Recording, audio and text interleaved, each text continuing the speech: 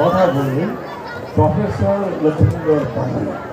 তিনি সুবর্ণরৈখিক কীর্তন নিয়ে পড়াশোনা করতেন, গবেষণা করতেন, চর্চা করতেন, বলেছেন তিনি। তাকে আমরা সম্বর্ধনা না দিয়ে পারি? আমাদের সরস্বতী আমাদের এখানে সঙ্গে আছে, তাকে দিয়ে আমরা সম্বর্ধনা করি।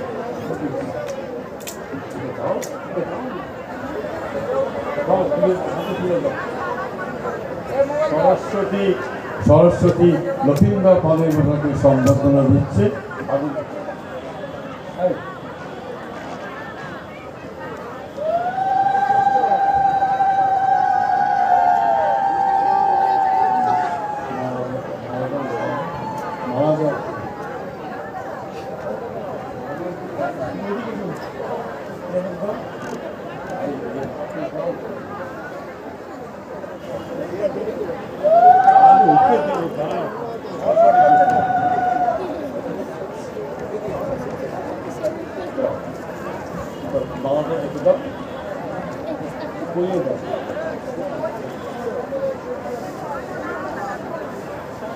আমরা অত্যন্ত সম্মানিত যে প্রফেসর লক্ষ্মীন্দর পালুইকে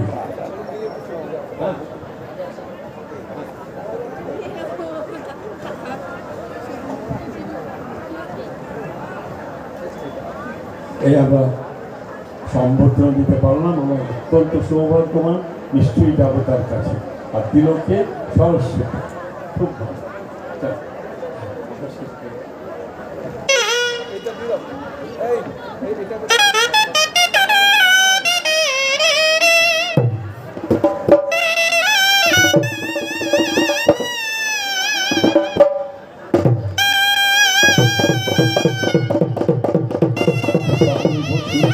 সকলের বসুন। কিছুক্ষণের মধ্যে একটু ওড়িশি নৃত্যের পরেই, ওড়িশি গানের পরেই আমাদের শুরু হবে হরেকৃষ্ণ হালদারের সেই ম্যাজিক মৃদঙ্গ বাদন।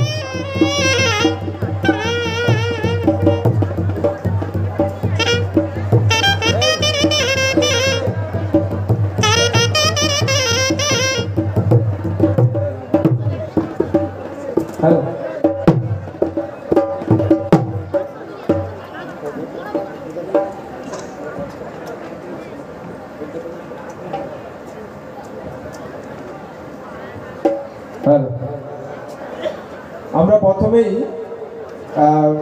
আমাদের সুবর্ণরৈখিক কীর্তনের তার আখড়া একটু বাইরে বাজাবে, তারপরেই আমরা শুরু করব।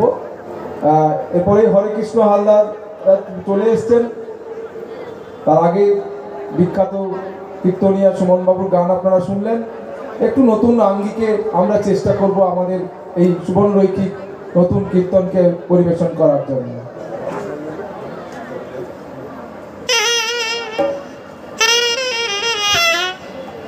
আপনারা জানেন যে মারোয়াতে কীর্তন পরিবেশিত হয়, প্রত্যেকটি ক্ষেত্রে একটি মারোয়া থাকে, সেটি খড় দিয়ে ছাওয়া হয়।